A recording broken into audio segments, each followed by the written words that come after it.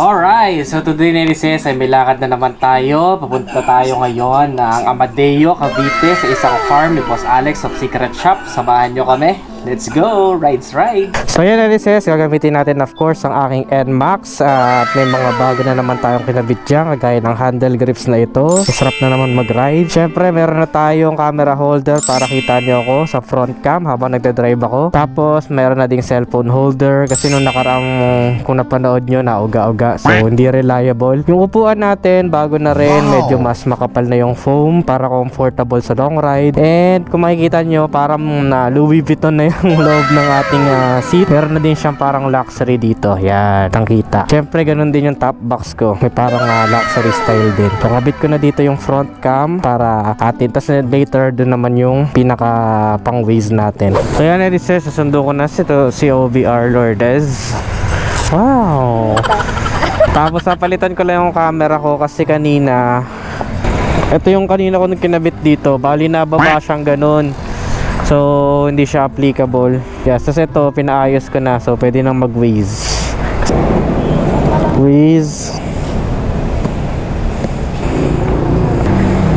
Ayan, sobrang sikip na niya mga yan. Ayan guys, biyahe na tayo. Sasakay na si OBR Lourdes. Ayan dito kayo mag-uumpisa sa Shell GMA. Shoutout na lang sa mga netizens natin. Ang dadaanan namin ay GMA Silang Road. Yung mga kasama natin.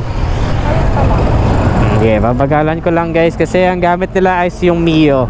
Isa pala yun sa mga na-feel ko na difference kapag ka naka-NMAX ka or naka-Mio. Kasi sa Mio, para kasing daman-dama mo yung kalsada, bawat lubak, parang alam mo na maliit yung dala mo, pwede kang matilapid sa mga lubak.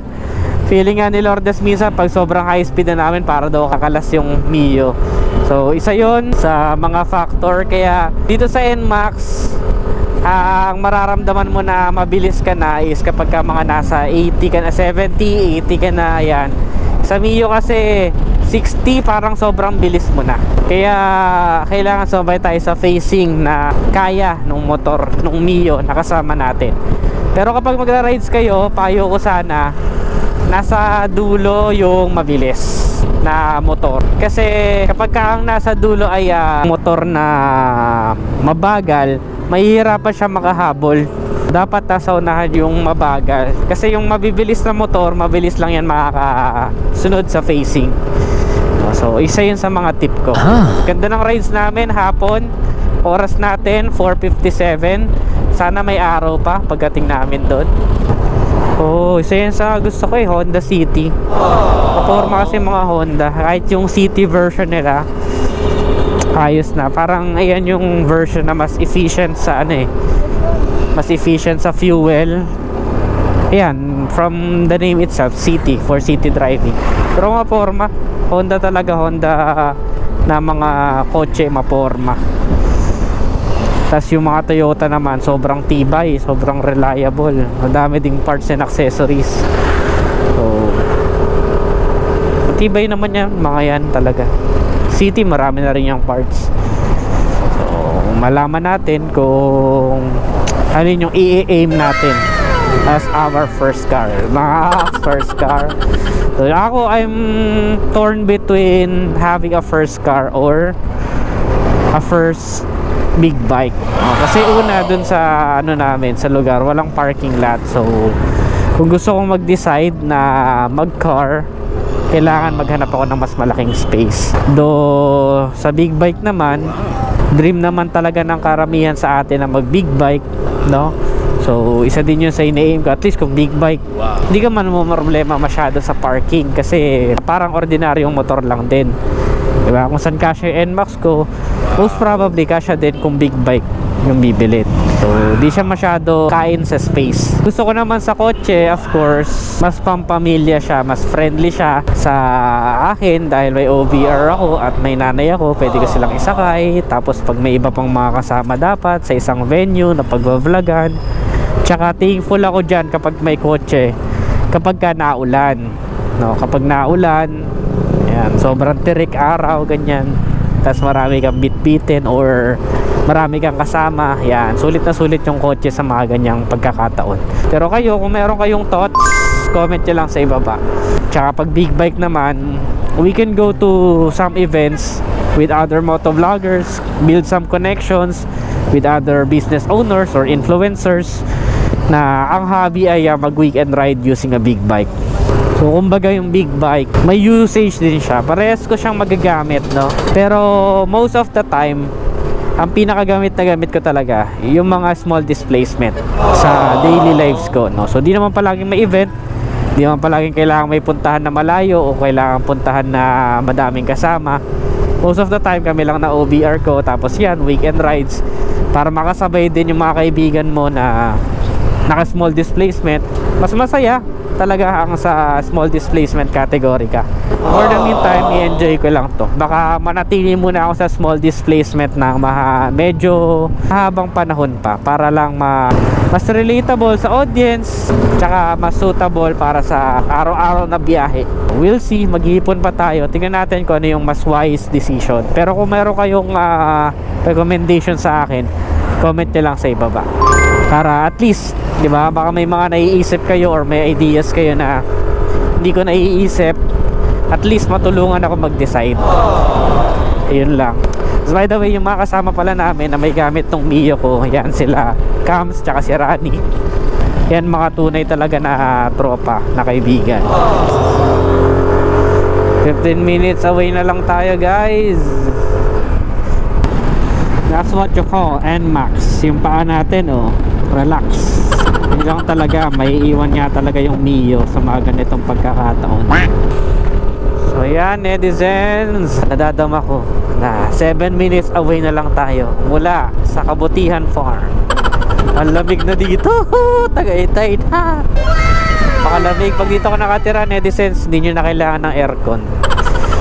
Sure ball yan. Laki na matitipid nyo sa kuryente. Kaya masarap dito gumala kapag ka summer, kasi malamig. Hindi ako masyado mahilig mga beach. Sobrang init kasi sa beach pag summer. Mas trip ko pag summer yung mga falls, ganyan. Tapos yung mga ganito, staycation sa malalamig. Yan, mas okay sa akin yun. O kaya sa bahay na lang. We're just 5 minutes away to our destination. Akain mo nga naman, yung mga ganito kaliblib na lugar, yung mga tourist destination pa pala dito. O diba, sobrang sikip ng daan. Dito na rin sila dumadaan sa gitna. Jogging sila. Parang kasi sarap pag jogging dito, ang lamig. Sarap magpapawis, mahirap magpapawis nga lamang. Hindi ka gaya sa syudad. Naku, wala ka pang ginagawa, pawis na pawis ka na. Wow, ito na guys. We're just 4 minutes away to our final destination. Ha? Parang pangit pakinggan. Siyempre, liliko na tayo guys. Ito na. Wow! Ang dilim na dito mamaya pag uwi namin. Kata-cute. Mabuti na lang, malakas ang ilaw ko. So ayan, dito na kami guys. Welcome to Kabutihan Farm. Wow! Ganda. Grabe, kailangan dito lang ako sa gitna. Ngayon ko lang na-experience to ah. Kailangan dito. Hirap pala. Grabe, ito lang yung kalsada ko guys. Ngayon ko lang na-experience tong ganito. Pero ang ganda oh. Panalo guys. Oh, diba, napanindigan ko. Ano na tayo? Pwede na siguro dito. So yan, dito na kami guys. Galing ha, medyo liblib to ha. Pwede na yan, dito na lang tayo. Dito na kami. Panik tayo dun sa taas dito sa gate. Tara. Check out natin yung taas. Though ay ka pala dito eh. Wala masyadong view. Ando kasi sa kabila yung view.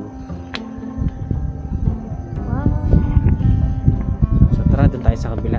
So medyo ginabi na kami guys, pero kita pa din naman kahit konti.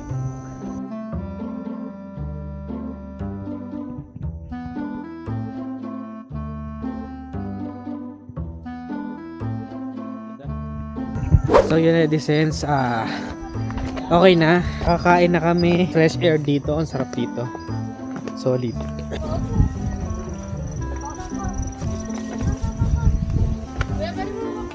Sige po. Meron po. Ay, 4 daw po pala. Ito pa po. Wait lang, wait lang. 1, 2, 3.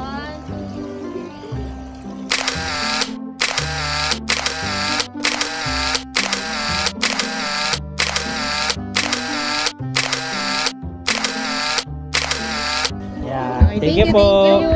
Salamat po.